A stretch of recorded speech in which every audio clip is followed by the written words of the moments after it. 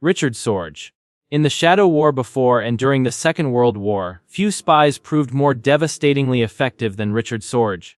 Working as a Soviet intelligence officer while posing as a German journalist, he moved through Tokyo with such confidence that even those closest to power failed to see what he truly was. Sorge did not rely on disguises, dead-of-night theatrics, or whispered alleyway meetings alone. His greatest weapon was credibility. Charming, intelligent, and politically fluent, he embedded himself deep inside diplomatic and military circles, earning the trust of German officials and gaining access to information that could alter the course of nations. From Japan, he delivered intelligence of enormous value to Moscow, including warnings about Nazi Germany's invasion plans, and perhaps even more critically, the assessment that Japan was unlikely to attack the Soviet Union from the east in 1941. That judgment helped the Soviets shift forces westward at a moment of mortal danger.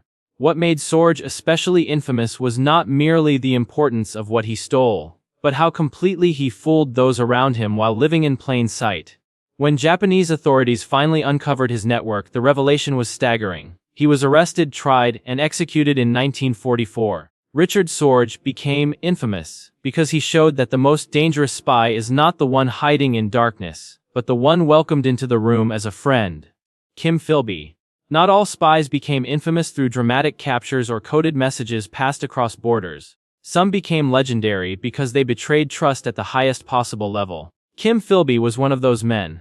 A senior figure within British intelligence and a member of the notorious Cambridge spy ring. Philby spent years presenting himself as a loyal servant of the West while secretly working for the Soviet Union. Calm, polished, and deeply embedded within the intelligence establishment, he was not an outsider trying to break in. He was already inside, occupying positions that gave him extraordinary visibility into Allied operations, strategic priorities, and covert plans.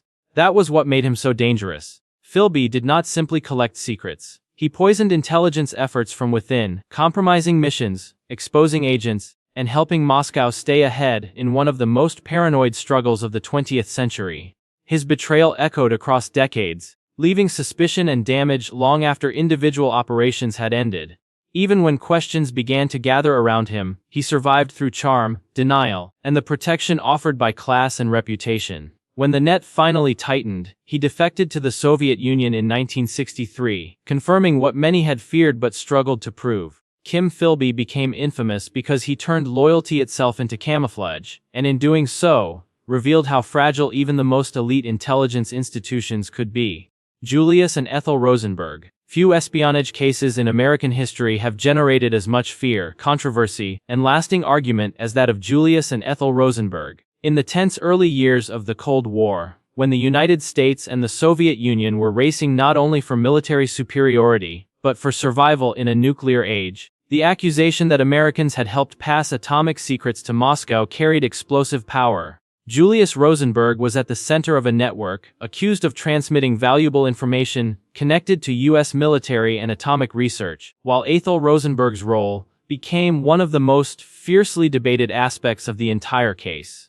What made the Rosenbergs infamous was not only the substance of the charges, but the moment in which they were tried. The fear of communism was rising, public anxiety was intense, and espionage was no longer an abstract threat. It had become tied to the bomb itself, the ultimate weapon of the age. Their trial, conviction, and execution in 1953 turned them into global symbols, seen by some as traitors who helped alter the balance of power, and by others as victims of a system driven by hysteria and politics. That divide has never fully disappeared. Julius and Ethel Rosenberg became infamous because their case fused espionage, ideology, nuclear terror, and state punishment into one of the most charged dramas of the 20th century. Virginia Hall. In a world where espionage was often dominated by men in uniform and bureaucrats in secure offices, Virginia Hall became one of the most formidable and infamous Allied spies of the Second World War through endurance, ingenuity, and sheer refusal to quit. An American working with British and later American intelligence, Hall operated in occupied France under conditions of extreme danger, building networks, coordinating resistance, organizing escapes, and helping sustain sabotage efforts against Nazi control. She did all of this while living under constant threat of arrest by one of the most ruthless security systems in Europe. What made her especially remarkable was that she did not fit the image her enemies expected. She had a prosthetic leg, moved through hostile territory under aliases, and repeatedly outmaneuvered forces that were actively searching for her. The Gestapo reportedly considered her one of the most dangerous Allied agents in France, which was no empty compliment in a continent crawling with surveillance, betrayal, and informants. Hall's work was not glamorous improvisation for spectacle. It was hard, disciplined, life and death intelligence work carried out under enormous pressure. She survived the war and continued serving in intelligence afterward, but her legend had already been secured. Virginia Hall became infamous because she turned resilience into a weapon, and proved that one determined operative could become a nightmare for an occupying empire. Sidney Reilly. Long before modern spy fiction fixed the image of the suave international agent, Sidney Reilly helped create it. Often called the ace of spies, Reilly moved through the volatile political and military landscape of the early 20th century with a reputation for daring, deception, and relentless ambition. His life remains partly obscured by myth, embellishment, and conflicting accounts, which only adds to his aura. Linked to British intelligence and associated with operations across Europe and Russia, Reilly built a legend as a man who could charm, scheme, and infiltrate his way through some of the most dangerous environments of his age. What made him infamous was the combination of real espionage activity and the near-theatrical quality of his reputation. He seemed to belong to the world of coups, sabotage, false identities, and high political intrigue that defined the breakdown of empires and the rise of revolution. His name became particularly tied to anti-Bolshevik efforts in the aftermath of the Russian Revolution, where espionage and political conspiracy often overlapped. Eventually, Soviet authorities captured him, and he was executed in the 1920s. Sidney Reilly became infamous because he stood at the crossroads where real intelligence history began to blur into legend, becoming not just a spy, but one of the prototypes of the spy as myth. Anna Chapman. Not every infamous spy belongs to the dusty archives of world wars and atomic betrayal. Some emerge in the age of mass media, where exposure itself becomes part of the story. Anna Chapman became globally famous in 2010 as part of a network of Russian sleeper agents uncovered by the FBI in the United States. Unlike traditional spies caught passing battlefield plans or nuclear secrets at the height of wartime panic, Chapman's case unfolded in a world of digital surveillance, public spectacle, and instant headlines. Yet the scandal still tapped into an old and powerful fear that foreign intelligence services could quietly plant operatives inside ordinary society, allowing them to build lives, contacts, and access while appearing entirely unremarkable on the surface. Chapman's image drew enormous public attention, but what made the case truly infamous was what it suggested about modern espionage. The Cold War had officially ended, but the habits of covert rivalry had not. Russia was still investing in deep cover operations, and intelligence conflict had simply adapted to new conditions. Chapman was arrested, then rapidly exchanged in a spy swap that revived memories of an earlier era. Anna Chapman became infamous because her story reminded the world that espionage never really disappears. It only changes its wardrobe, adjusts to the times, and waits to be discovered again. Rudolf Abel. In the tense and secretive world of the Cold War, Rudolf Abel became one of the most famous Soviet spies ever caught on American soil. Operating under deep cover in the United States, Abel embodied the disciplined, patient model of espionage that intelligence services prized most. He lived quietly, avoided unnecessary attention, and conducted his work with the professionalism of a man trained for a long game rather than a dramatic flourish. When U.S. authorities finally arrested him in 1957, the case exposed the reality that the Cold War was not only being fought through speeches, missiles, and proxy wars abroad, it was also unfolding quietly inside American cities, apartments, and neighborhoods.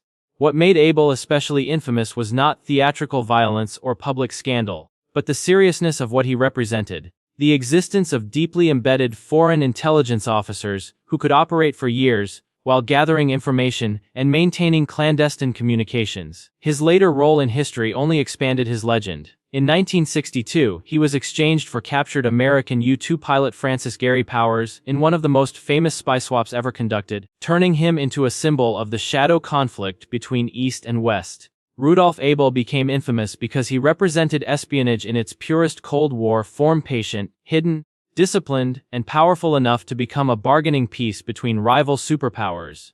Oleg Penkovsky. Sometimes the most infamous spies are not those who betray for power or profit, but those who pass secrets in the belief that they are trying to avert catastrophe. Oleg Penkovsky, a Soviet military intelligence officer during the height of the Cold War, became one of the West's most valuable sources by delivering critical information about Soviet military capabilities, strategic thinking, and missile systems.